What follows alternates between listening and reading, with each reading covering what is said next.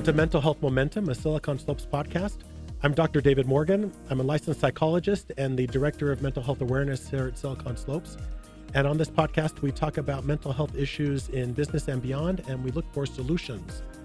And I'd like to introduce my guest to you today, Dr. Susan Madsen. Hello. Hi, good to be here. It's very good to have you here. Let me tell you a little bit about Dr. Madsen. She is a professor of organizational leadership in the John M. Huntsman School of Business at Utah State University. She's also the founding director of the Utah Women in Leadership Project, which focuses on strengthening the impact of Utah girls and women. Through the years, Dr. Madsen has written a host of Utah research and policy briefs and snapshots, reports, and editorials. She is also leading a statewide societal change movement entitled A Bolder Way Forward.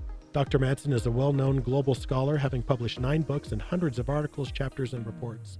Dr. Madsen's research has been featured in the U.S. News & World Report, The Atlantic, The New York Times, Parenting Magazine, Chronicle of Higher Education, and The Washington Post. She's a regular contributor to Forbes. She speaks globally, and in recent years has done keynotes in Ireland, Costa Rica, the United Arab Emirates, England, Lithuania, Germany, Denmark, and other countries. She serves on or advises many nonprofit community and educational boards and communities, including Envision Utah, South Davis Communities That Care, Utah Financial Empowerment Coalition, Women's Work Utah, and others. Dr. Madsen received a bachelor's degree from BYU, a master's from Portland State University, and a doctorate from the University of Minnesota. You got a hold of my longer one. That was your longer one. That was. I love it. It's wonderful. Well, you've done a lot and deserve to be respected for that. And we were talking earlier how we're kind of connected through our educations. My education was at BYU, where you got your bachelor's. You got your master's at Portland State, where my wife and I lived for 25 years in Vancouver, right across the river. And then she's a Golden Gopher, her doctorate at University of Minnesota, which was my first choice for PhD. I would have been a Golden Gopher as well. I was an alternate. I didn't get accepted, but I'm grateful where I got my education regardless. But well, we enjoyed the mix of various places. I was raised in northern Idaho as well, and Utah as well. So and lived a bit in Washington, Ellensburg. Oh, in Ellensburg. Yeah, Central Washington, So that part of the country warms my heart when I think about it. Yes. And now we're both in Utah. And you mentioned to me earlier that most of the podcasts you do are not in person. So thank you for being here, gracing us with your physical presence. It's good That's to be wonderful. Here. It's nice when we can. It is kind of nice, isn't it? Schedules are tricky, though. We usually just put headphones on and go for it. So thank you. Well, and I appreciate that you accepted the invitation. So tell me about your interest in mental health and just a little bit about that. Well, one of the things that we know from the research is that mental health and so many things fit into that, as you well know, really impact everything that women do. I mean, and not just women, men as well. So, but for women specifically, your mental state and how you're feeling inside, outside, all of that impacts all the things we do research on, from how confident we are or how knowledgeable we are about money. If you're really struggling mentally or suffering from abuse and those things that all impact your mental health, that impacts what you do. Whether you choose to go to college.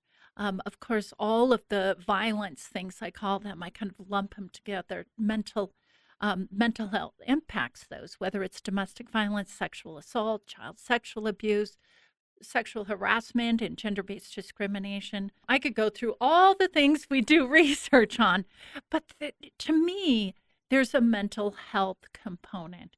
And so in A Bolder Way Forward, one of our spokes, they're called areas of focus, is health across a lifespan. And one of those important elements that relate to all the other areas is mental health. Yeah. So even when you, like another sub-spoke is menopause and perimenopause. And we know that there's health challenges in many ways there too. So it's something, as I've gone along and done research on women's leadership, which is my main scholarly area, that I really thought about a lot. And sometimes people say to me, you're a women's leadership scholar, right? Why are you doing research in domestic violence or entrepreneurship or various things? They all come together in the whole person and the experiences that we have as women. I love that. Tell me about So how did your research focus like on women's leadership? How did you get into that? Because that's the mainstay, right? That's your main focus. Yeah, and I teach leadership classes at the Yeah. university where I teach at Utah State University. So in terms of, even before I did my doctorate degree, I had, by the way, I was raised with 6 brothers. So I have no sisters at all. Yet, even in my bachelor's work, I felt pulled in occasionally to do papers on gender Hmm. and women. And then when I went into my master's work, 2 kids, a master's degree, and then 2 more kids. So it was between 2 kids and 2 kids. I went to the Portland State Yeah. University, and what I did it in was exercise physiology and wellness. And everything, even though I was raised with all these brothers, everything I did was really leaning toward women. And so all my papers were on things like stress management for women, osteoporosis prevention for women. My thesis was on pregnancy and exercise. And so there's been really a theme throughout my life. And then in doctoral work, I really looked at, my dissertation was around work life. So that's gendered, Mm-hmm. our Right. experiences in work life. So it really, and I've always been fascinated with women's development my whole life. I love watching people get better, learn, grow, learn how to do things better. I was 13 when I started teaching piano lessons, and even to adults, and I loved the process of development. And so that's always been a key element of mine. And even with my master's work, it wasn't all about work. It was about, I have a broad definition of work. And I am very clear to say paid work, because women do a lot of unpaid Of work, course. but it's Yeah. very much work. Yeah. So my daughter's in the mix of it with 2-year-old twins and a 6-year-old daughter. So it's just always felt like part of my call. Mm. And I actually write about women, leadership, and calling. And women, even more than men, 30 to 40% more than men, are looking for deeper purpose in their work, this calling. And I'm religious and spiritual, but you don't have to be to feel called. Of course. Yeah. And so it's all of that kind of comes together in this mix of things I call these days my work, my career. And being a grandmother is part of my career. I learned from being a grandmother. That's so true. So regarding women's leadership, I imagine that things are still quite imbalanced in the world in terms of men versus women in leadership. You see that all over the world. Yeah. You see that in the United States. Even we're not at the top. We're mid to lower in terms of developed countries. But so much of my work these days are doing reports on Utah. Right. And Utah and where we're at. And so even though it's a problem everywhere, and I call it a problem because we know from the research, it's clear that when you have more equal numbers of men and women serving together, that's when the power really comes. If we had more of that today with all the chaos, I'll tell you, we'd have less violence. We really were. I mean, the research on gender and women at peacekeeping tables of countries out of the United Nations is pretty striking. When there are women in those conversations, it's more likely a treaty will be reached, more likely that treaty will last longer. Not when just women take over, but the combination of men and women. That was my follow-up to that, is that it's not a question of shifting the balance completely in the other direction as well. My wife and I were in Iceland a few months ago. I love Iceland. Right. And it was like Barbie land over there, because it was like, they were saying like 75% of the higher education is women. Mm-hmm. Like the Supreme Court is women, and the Prime Minister was a woman, and that, and we were remarking just how amazing that was. But what you're saying is it's the balance that's needed. Absolutely. That's where the power really is. Wow. And so the research is quite clear in terms of even legislatures. So in legislatures in the United States, in states where there's more women than Utah, it's more likely you allocate funding differently. And when you're in states like Utah, you allocate funding differently. So first thing, better support for K through 12 when you have more women, better support for healthcare, things like, social problems, poverty and homelessness, and more help, which we're struggling with a lot, for just keeping our shelters open for those that have suffered from domestic violence and sexual assault. In Utah, because and men care about important things too. Sure. But it's the mix that is the most powerful, Right. whether it's in companies, our state legislature, city councils, community groups, church settings, anything. You're just not going to do the best and represent the most people if you're lopsided. And I will agree either way. Either way, right. Yeah. Why is it lopsided? I mean, why do you think? I mean, obviously just historically, but why are we in this situation? And I mean, do you have any numbers you can put on? Like, is it 70-30? Is it 80-20? I mean, it matters where you're at, what community, Okay. what state, all of that. It just matters. There's such differences. But it really is historical. It comes from throughout time. So men have always had more power than women. And occasionally there's a little village they find someplace and then they write about it. But generally Right. speaking, men, and you can imagine that throughout time, that came from physical strength. Sure. And men had the voices. And The you hunter-gatherers, looked, right? yes, Yeah, exactly. You looked towards the men, and that was their role to protect. So military leadership is one of the most important, leadership. That was the thing that you Right. needed. You needed to be protected. But, our society has changed a lot. And even women, I think there was a lot more women's leadership, but you don't hear about it in the Bible. Right. We have a little bit of a woman's name mentioned here and there. So we grab that, which is awesome on the one hand. So we come into the United States, and things have changed in various parts of the world and in the United States in the past decades. But when you look at more conservative societies and more religious societies, that change is much slower. And you tend to find more patriarchy in those societies. And anytime you have more men having power, which you definitely see here in Utah and still in the United States, not just in our state, you see imbalances of people in political office. You see more sexism. I mean, that's very clear. And by the way, as a health professional that you are, there's articles about sexism and the different kinds of sexism and health outcomes. And so there's very much a link in different ways. When you lived in a more sexist society, you tend, as women, men get a lift most. Right. Right. There's more to it, but we don't have time to talk about it.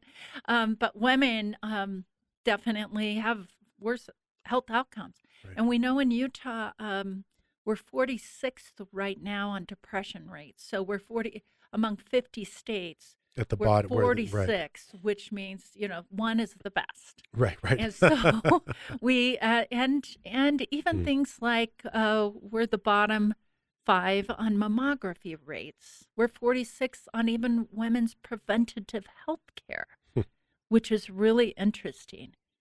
We're second on physical fitness, which there's some interesting dynamics, and we're quite high on things like cosmetic surgery and other things. So as a mental health You see any billboards driving down here? I bet you did. Well, it's interesting. I've been wrestling with what does that say? Right. But all of those, I think, have components of our physical health, our emotional health, mental health. You might, I kind of think they're a little bit different. Sure. Connected but so, different. Yes. Yeah. Yes. And today, can I just say, it's so fascinating and disturbing to look at the research in 2 segments of, especially in girls and women.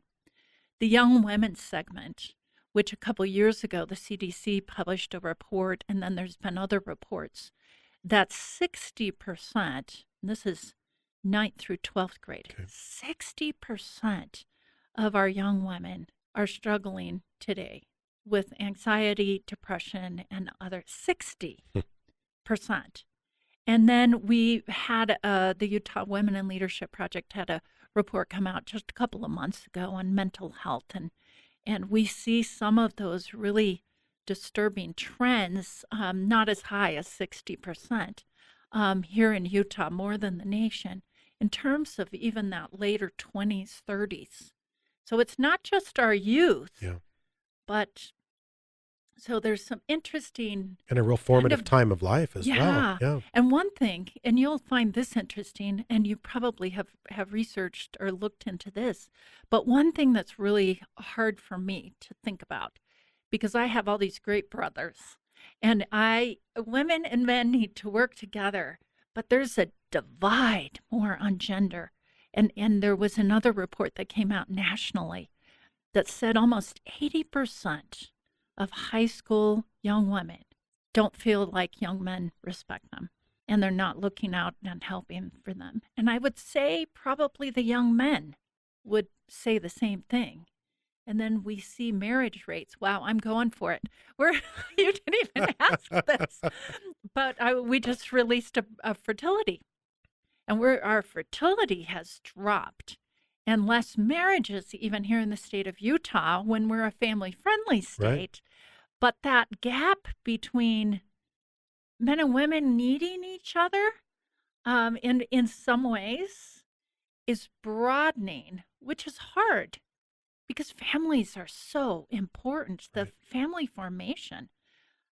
I could pull it back to mental health. I think all of it actually is related. For sure. Well, and that's interesting. You talk about this divide of men and women needing each other, but like you said earlier, the research suggests that it's the combination of the two that yields the best outcomes, right? In probably in anything, in any sort of organization. To respect each other. I mean, I've even had men do the reverse discrimination, push back about what I'm doing, and why are you not doing boys and men? And I'm like, actually, I'm not a scholar in boys and men. Right. But please have scholars, have people working on boys and men. Because I love boys and men. I have 3 grandsons. I have 3 sons. I have a husband, and all these brothers. They're different experiences. So this effort to lump everybody and take out any kind of identity, whether it's race or gender or whatever, is not based on any good research. No, and it's harmful. It is harmful. The more we see differences, the better we can serve people. And that's powerful. And you know what I'm talking about. We're shifting away when in reality, we see differences and we learn about men's experiences and we learn about women's experiences because they're not the same. Is that a shock? They're not the same. But if we try and mask all those differences, we're not going to serve anybody well. But I think part of the problem is that I personally think that critical thinking is kind of at an all-time low among civilized society. And thoughtful. Exactly. The thinking deeply about things and nuance and trying to understand things. And that's really what this problem needs, is it needs nuanced critical thinking. Even this phenomenon that you're describing of people kind of separating and saying we don't need each other more or as well. That's an easy solution to that. The more difficult thing is to figure out, okay, how do we work together? Yeah. How do we, how do women and men come together, like in a corporate setting, similarities. Right, exactly. And to recognize our unique differences, but it's so much easier just to view it in very simplistic terms and then categorize it, and our brains love that, right? Just to view things very simplistically. That bias that we have. Yeah, exactly. But it's not simplistic. It's the furthest thing from simplistic. It's very complex. And one of the things that came to mind a couple of months ago, maybe 3 months ago, I was supposed to speak at a company here in the Silicon Slopes area here in Utah. Very well-known company. Maybe it was 4 months ago. It's a little more tense, and I was going in to speak about a bolder way forward. and really knew there were going to be a lot of men. So I put great content in my speech on how to be a male ally, how to be a better male ally, which is critically important. Well, I think they had about 150 people that had signed up, but one man complained, "Why aren't we doing this for men?" And they shut the whole thing down. Really? Yeah. Like They before wouldn't you even even came? No, I didn't Really? go. They and 150 people were interested in the topic, and we have a whole male allyship thing going. You can't get violence rates down unless women and men work together. Yes. You can't decrease child sexual abuse unless men and women work together and not feel the scarcity mentality and so forth. If women are just the only ones working on this, it's going to be problematic. And there's so many good men here in Utah. Yeah. There are men that are not good in Utah. And there are women that are not That's necessarily, right? It's not all about men, right? Yeah, we have to do more together. And we as women in this space have to be patient. I mean, bring men in, but it's a kind of a harder space sometimes for men. You have to get used to the language, Yeah. Yeah. and knowing, the subtleties. We've got some great curriculum, by the way, for small groups of men to get together, even 2 or 3. And we have 5 45-minute curriculum where it's not us at you. They're little segments of videos by a man, not me as a woman, and then gives you Was that questions intentional? and guides. Oh, yeah, we I didn't believe want it. women telling men, and we don't want men telling, Right. there's some opportunities for thoughtful discussions. It's mostly discussions, guiding discussions, and getting into that place. It might make us uncomfortable, but we need to get there. And I've challenged myself Yeah. at the beginning of the pandemic. I thought, I got to dig deeper on race. So I put myself out there. I read the books. It was hard at first as a white woman to read True. these books, but worked with women of color and felt so awkward in many conversations until one of them, a wonderful friend, a Black woman, said, "Susan, just go for it. Don't tiptoe so much. Sure. We'll let you know." And as I got better, I felt more confident. And I could see more that I couldn't see before. And it's interesting when you start seeing deeper and understanding people that are not like you, at least maybe one element, Right. right? Like race. But you find there's a lot more similarities. So much similarity. I know. So much similarity. But we separate based on that. And today, Exactly. can I just throw out one of the interesting reports I've read in the last 6 months was the connection opportunity. It's a national report. It used to be race and other things, LGBTQ, that made us comfortable about connecting with each other. Now one is shot to the top, and that is the political divide. Mm. People are nervous about talking to each other from politically different viewpoints. Isn't that interesting? It's fascinating. Well, and wouldn't it be great if we could adopt the idea that you're saying your friend had, who said, "Susan, just go for it," right? And for us to, Give grace to each other. well, exactly. I mean, obviously we should be sensitive, and you just don't run roughshod over people with your opinions. But to be okay to say that. It's interesting when I do these podcasts, especially when we talk about women's leadership and women's roles. I'm acutely aware of the fact that I'm a man, and so and yet I'm sending these questions in advance to these amazing women who are far more scholarly on these things than me. And sometimes I worry. I'm like, well, is this going to come across as like sexist or biased or something? But then I just think, well, You just gotta go no, for you it. just go for it. And you're the type of person that would say, you know what, Dr. Morgan, that was a ridiculous question. You should rephrase that question or whatever, right? And I saw that in your email, and I appreciated that, though, because one thing I've realized for me when I was working on race, and for you, working with me on gender, on women and men's topics, is that we have to have humility. Yeah. That humility of, I don't know everything, but I'm learning and I'm growing and I'm in this space and I'm okay if you give me feedback. That's a really interesting topic right there. And a I, rare commodity, I would I say. teach workshops I have in the past, and getting used to, we're socialized to be resistant, most Yeah. of us, with feedback. But Defensive. it Yeah. is one of the best things to develop leadership is getting good feedback and not feeling attacked, Yeah. Yeah. but feeling like, okay, what did I do well? What could I change? I've had to work with myself on that one. I work with myself all the time on a lot of things.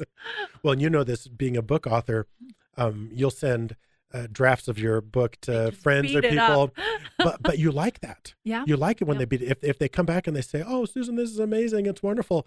It's That not feels great, helpful. but it's not helpful. Exactly. What's helpful is when someone says, "This paragraph stinks," Yeah. or "This chapter Yeah. didn't make any sense," right? Because then you're like, "Okay, now Yeah. now you can do something And the about same it." thing is with, and I bring this up when I teach this, is I was a coach for over 15 years with kids, different ages.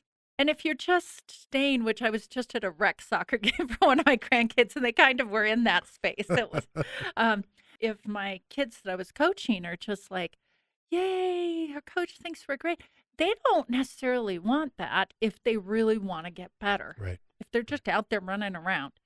But they expect me and they say thank you. Right. Like when I coach basketball, where you put your elbow, what's going on? Oh, thank you. Now that works better. And they're not like, I'm so offended that you gave me something.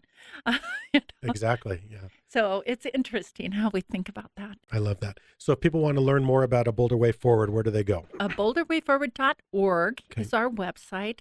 And it really is a 7-year movement starting in 2023. So we're a little bit more than 2 years in, to ensure that more girls, women, and their families, and that includes boys and men, thrive. We have 18 areas. We've talked about some Yeah. of those. We have various groups, but most importantly, we have 29 counties in Utah, and we have 29 county coalitions. And so we need people all over the state. We need more men. We have male allies, but we need like thousands more to come in and say, you know what? I care about my daughters. I care about my granddaughters.